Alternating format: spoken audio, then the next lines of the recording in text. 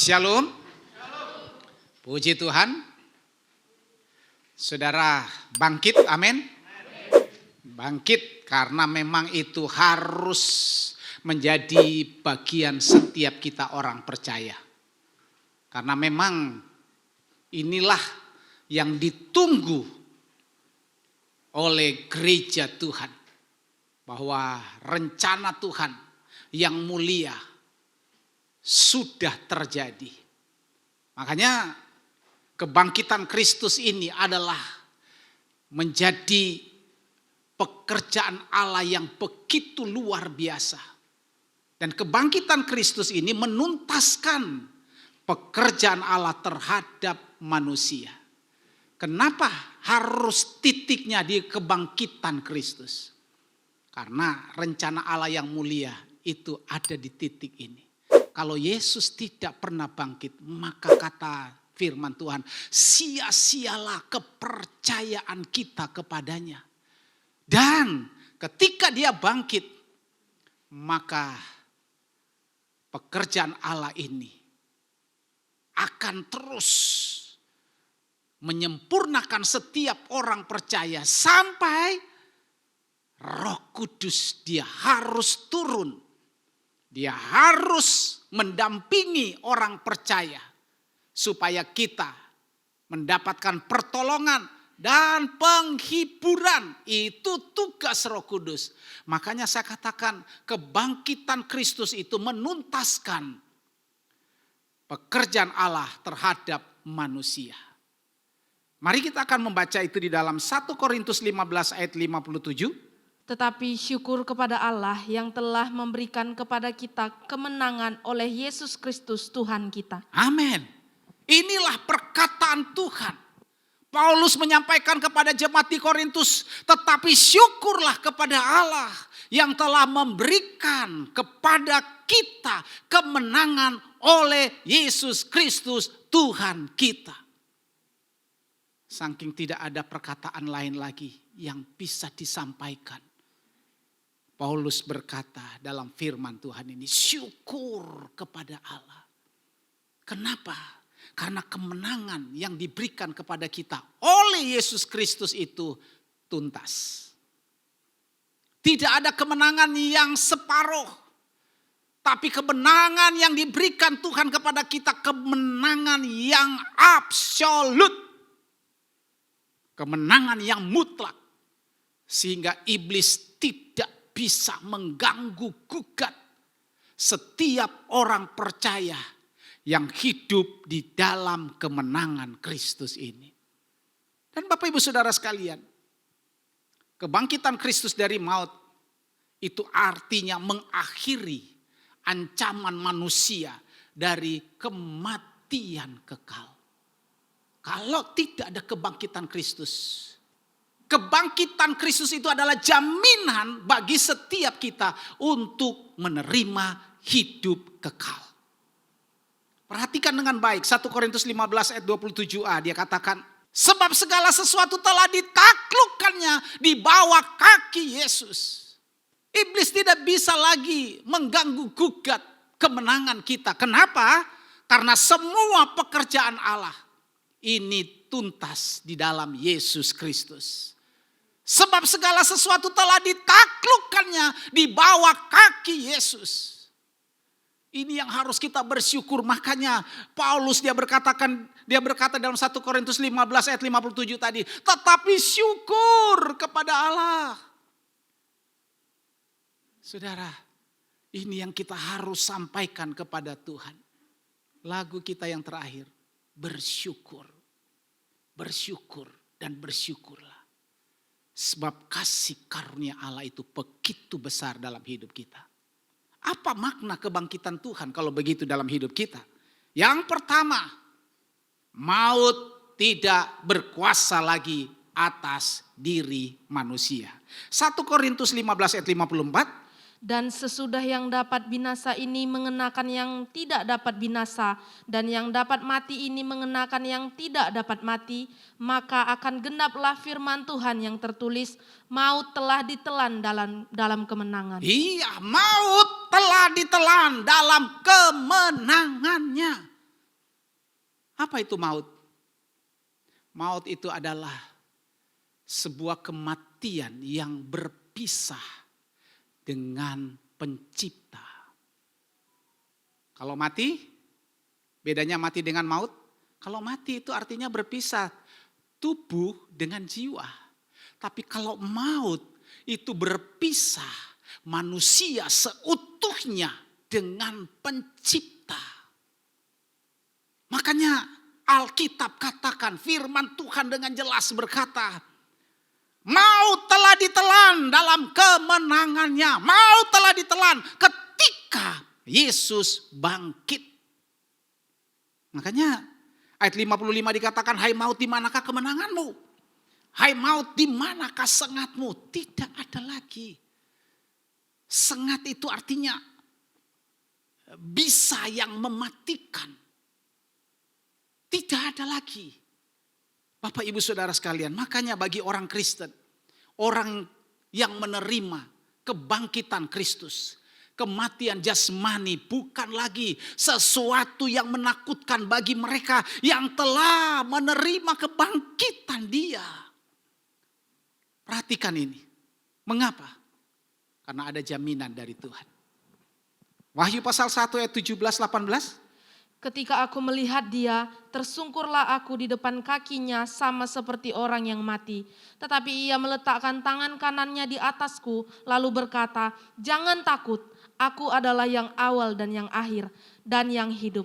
Aku telah mati, namun lihatlah, aku hidup sampai selama-lamanya, dan aku memegang segala kunci maut dan kerajaan maut. Iya, saudara dengar baik, Tuhan berkata kepada Yohanes, jangan takut. Aku adalah yang awal dan yang akhir dan yang hidup. Dia mempertegas, aku telah mati, namun lihat, aku hidup sampai selama-lamanya. Aku memang pernah mati, tapi aku sekarang hidup sampai selama-lamanya. Pertanyaannya, bagaimana agar maut tidak berkuasa lagi atas hidup kita? Ini perlu. Karena kebangkitan Kristus adalah supaya kita mengalami yang namanya kebangkitan yang sesungguhnya. Maut tidak berkuasa terhadap diri orang yang hidup mengalami kebangkitan Kristus. 1 Korintus pasal 15 ayat 54. Yang dapat binasa ini mengenakan yang tidak dapat binasa, dan yang dapat mati ini mengenakan yang tidak dapat mati. Semua kita oleh karena dosa. Semua manusia, tidak ada yang terkecuali. Alkitab mencatat bahwa kita ini dapat binasa. Kita ini dapat mati. Bagaimana supaya kita tidak binasa dan tidak dapat mati? Kita harus mengenakan yang mati kepada yang tidak mati. Kita yang binasa harus mengenakan yang tidak dapat binasa. Pertanyaannya, siapa yang bisa lakukan? Bapak Ibu, jawabannya, kita harus bisa mengenakan Kristus dalam hidup kita. Galati pasal 3 ayat 27. Karena kamu semua yang dibaptis dalam Kristus telah mengenakan Kristus. Iya, jadi yang mengenakan Kristus itu harus dibaptis di dalam Kristus. Kata baptis itu dari kata baptiso, artinya dimasukkan, ditenggelamkan, dimasukkan. Jadi harus masuk. Kalau kita mau hidup kekal, kita mau kehilangan maut, dan kita mendapatkan hidup yang kekal, maka kita harus berada di dalam Dia. Yang firman Tuhan tadi katakan, mengenakan yang binasa kepada yang tidak binasa. Dan sudah teruji, yang tidak dapat binasa hanya Yesus Kristus. Sudah teruji. Makanya tidak salah bagi kita hari ini yang percaya kepada Dia. Tapi bukan hanya percaya. Kita harus percaya dan berada di dalam Dia. Tadi dikatakan di dalam Wahyu pasal 1 ayat 18, dibacakan lagi Wahyu 1 ayat 18. Aku telah mati, namun lihatlah aku hidup sampai selama-lamanya dan aku memegang segala kunci maut dan kerajaan maut. Iya, itu jaminan. Jaminan Tuhan, aku memang pernah mati, tapi sekarang aku hidup dan hidupku ini adalah hidup selama-lamanya. Kalau begitu bagaimana cara mengenakannya? Galati pasal 3 tadi katakan dibaptis, masuk di dalam Kristus. Banyak orang kepengen mau hidup kekal, mau Pak. Tapi harus masuk dalam Kristus, mau banget. Saudara mau hidup kekal?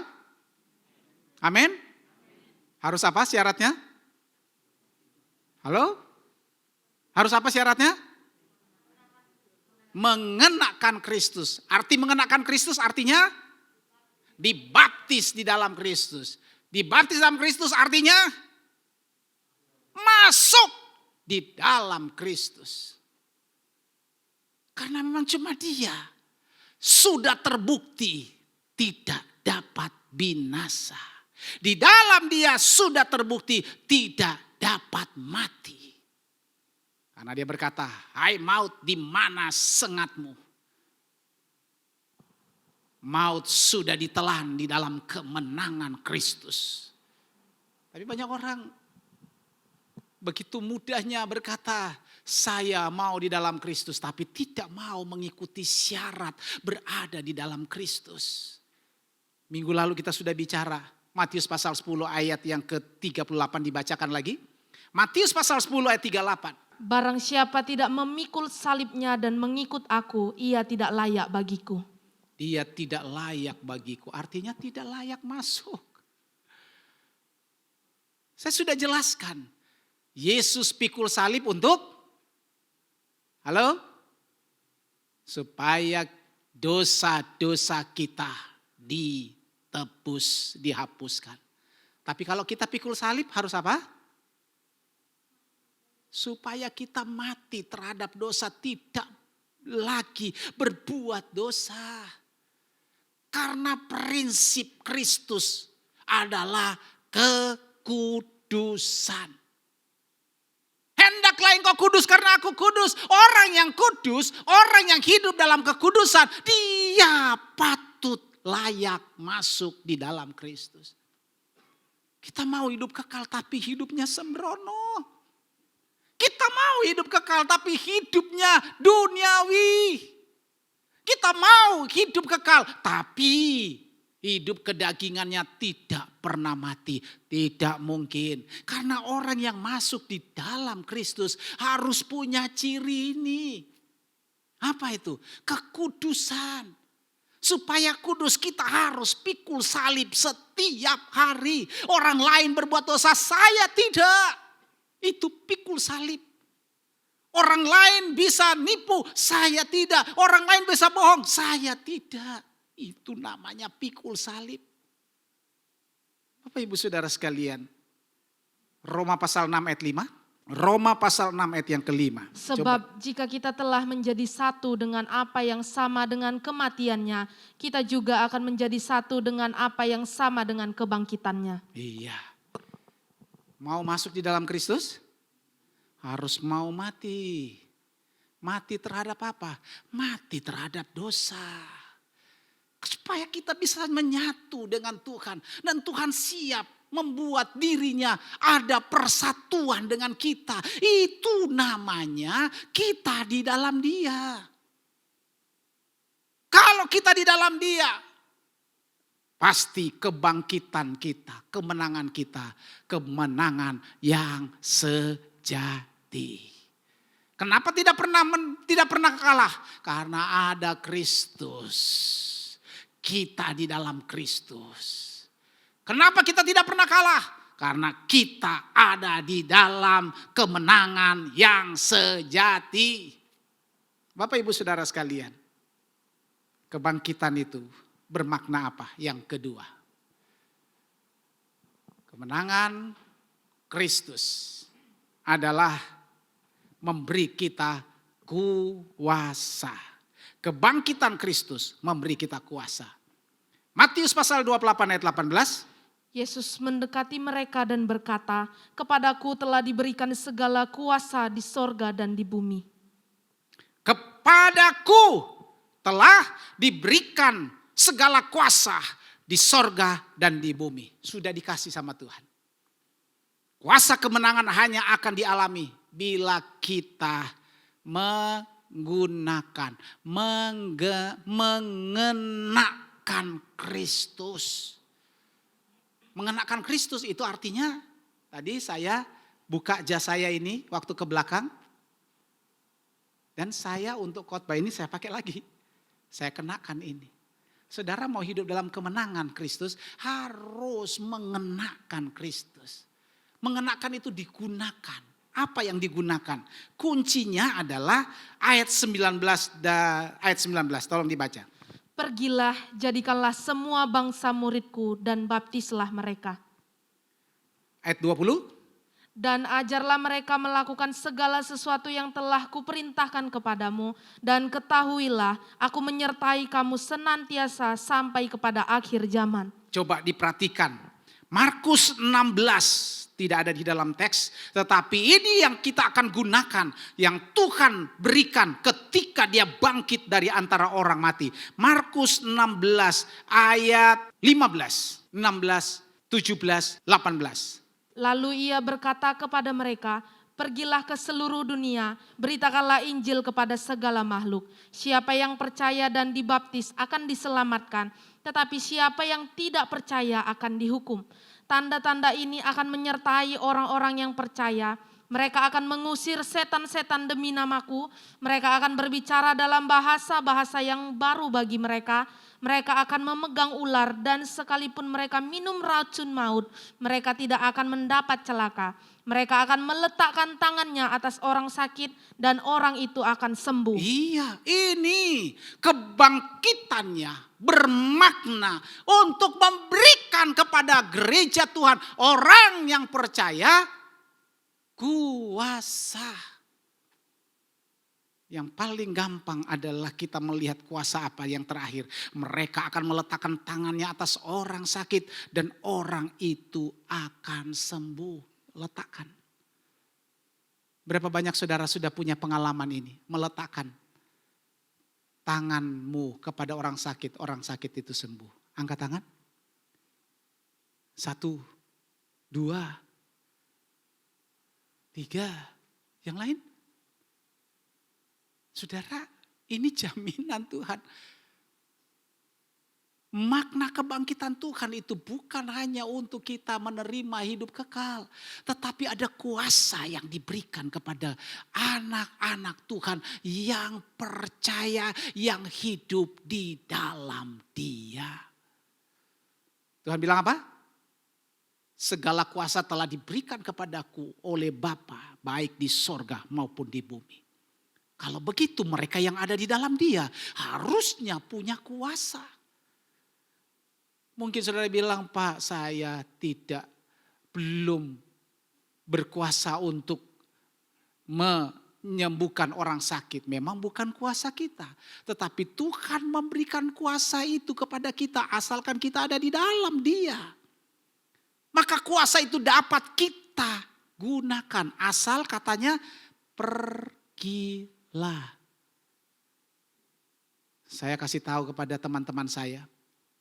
Di tetangga kita itu ada orang yang sakit karena narkoba. Dia seperti orang yang pengen mau mati. Kemarin dia teriak lagi. Minta supaya cepat mati. Dan saudara-saudaranya cari orang yang panggil ke dia untuk ketemukan kami dengan dia. Saya, Rio, dan Samuel pergi minggu lalu. Doakan dia. beberapa hari lalu dia mengalami tekanan. Dia mengalami yang namanya kuasa. Ketika dia mengalami tekanan, dia rasa tenang. Dia ngalamin lagi. Dia teriak lagi mau mati. Saya bilang sama Samuel dan Rio, tolong doakan lagi karena saya pas lagi doa di rumah. Saya nggak tahu apakah Rio sudah lakukan? Samuel? Sudah kemarin Sabtu sudah dilakukan. Tumpang tangan. Sembuh atau tidak sembuh itu bukan urusan kita. Yang penting Tuhan bilang lakukan, pergi. Mungkin saudara katakan, Pak, saya memang belum lakukan itu. Tapi saudara diberi kuasa untuk menundukkan diri kita kepada Tuhan.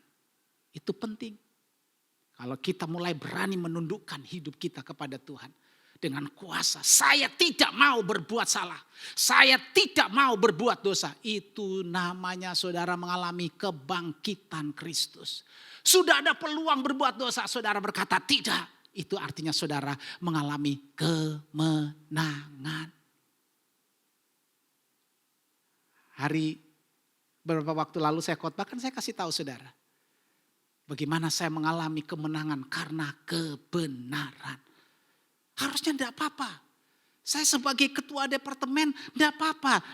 Ambil kertas untuk bikin tugas. Toh tugas itu tugas juga teologi ya. Bukan tugas saya pribadi. Boleh tidak saya ambil? Boleh. Tapi saya berkata itu kan tugas pribadi. Kamu harus lapor. Saya ambil berapa lembar. Dihitung sama Mas Iwan. 60. Saya lapor 60 plus ngeprint. Berarti pakai tinta. Dihitung per lembar berapa. Seharusnya tidak apa-apa. Tapi orang yang ada di dalam Kristus harus mengalami kemenangan dari hal-hal yang paling kecil yang bisa membawa kita berbuat dosa yang lebih besar. Saudara mau berbohong kepada orang lain, harus saudara katakan tidak, aku tidak mau. Kalau sudah terlanjur berbohong, saudara kasih tahu. Pak, tadi saya bohong. Bu, tadi saya bohong. Berani. Supaya apa? Menang. Maut sudah ditelan di dalam kemenangan. Bapak Ibu, setiap dosa itu berakibat apa? Maut. Upah dosa itu maut. Maka kita harus minta kepada Tuhan, Tuhan biarlah kuasa kebangkitan itu ada di dalam hidup kita. Supaya kita selalu dapat mengalahkan dosa yang selalu mengincar hidup kita. Itu namanya kebangkitan. Yang ketiga, kita mengalami pembaharuan hidup. Roma pasal 6 ayat 3 sampai yang kelima. Atau tidak tahukah kamu bahwa kita semua yang telah dibaptis dalam Kristus telah dibaptis dalam kematiannya? Dengan demikian kita telah dikuburkan bersama-sama dengan Dia oleh baptisan dalam kematian, supaya sama seperti Kristus telah dibangkitkan dari antara orang mati oleh kemuliaan Bapa, demikian juga kita akan hidup dalam hidup yang baru. Sebab jika kita telah menjadi satu dengan apa yang sama dengan kematiannya, kita juga akan menjadi satu dengan apa yang sama dengan kebangkitannya. Iya, kalau kita mengalami kebangkitan Kristus, maknanya adalah kita menjadi manusia baru. Firman Tuhan katakan, sama seperti Kristus telah dibangkitkan dari antara orang mati oleh kemuliaan Bapa. Demikian juga kita akan hidup dalam hidup yang baru. Mungkin 4-5 hari lalu. Mungkin tadi malam saudara masih punya pengalaman hidup yang lama. Manusia lama. Hari ini saudara sudah dengar firman Tuhan. Ketika engkau mengalami kebangkitan Kristus, biarlah kita menjadi manusia yang baru. Apa itu? Semua yang lama kita kuburkan dan kita bangkit menjadi manusia yang baru. Yang dulu suka bohong, kemarin bohong, hari ini tidak sampai selama-lamanya. Amin. Siap? Kalau bangkit itu artinya meninggalkan segala yang berbau busuk. Kan orang mati mesti busuk, bau bangkai. Tapi kalau dia bangkit, wah beda. Orang yang hidup itu harusnya tidak bau bangkai. Kekristenan kita harus menjadi contoh. Kehidupan kekristenan kita yang bangkit adalah kekristenan yang bisa menjadi teladan. Orang-orang akan melihat, Pak, dulu kamu seperti itu. Sekarang mana? Kegaranganmu sudah hilang karena saya sudah hidup baru. Dulu kamu suka emosi, Pak. Mana emosimu yang lalu? Aku kangen. Kasih tahu sama mereka, aku sekarang hidup baru. Mana hidupmu yang suka ngeyel, keras kepala? Aku kangen, Pak, dengan kepala batumu itu. Beritahu mereka, aku sekarang sudah hidup baru. Nanti kalau datang lagi yang hal-hal yang lama, saudara yang tahu dia sudah hidup baru kasih tahu, kok masih bau bangke? Itu artinya manusia lamanya masih ketok. Langsung dikubur. Bangkit lagi. Karena kuasa kebangkitan Yesus selalu ada di dalam jalan-jalan kemenangan. Karena Tuhan berkata, bagi kita orang percaya, kita dalam kemenangan, kita adalah orang-orang yang selalu menang, bahkan lebih dari pemenang. Amin. Ada perubahan? Saudara siap berubah? Saudara siap bangkit? Harus mulai dari sekarang. Sebentar saudara pulang, semua isi rumah tangga saudara bilang, mama berubah. Papa sudah berubah. Kenapa baru berubah sekarang? Ya baru sekarang saya bangkit. Bilang gitu aja. Terus terang daripada terus-terusan. Kita harus berani berkata benar. Karena orang benar adalah selalu berkata kebenaran. Bukan kebetulan. Orang benar adalah bicaranya selalu kebenaran. Amin. Haleluya. Saudara bangkit, kemenangan menjadi milik kita. Haleluya.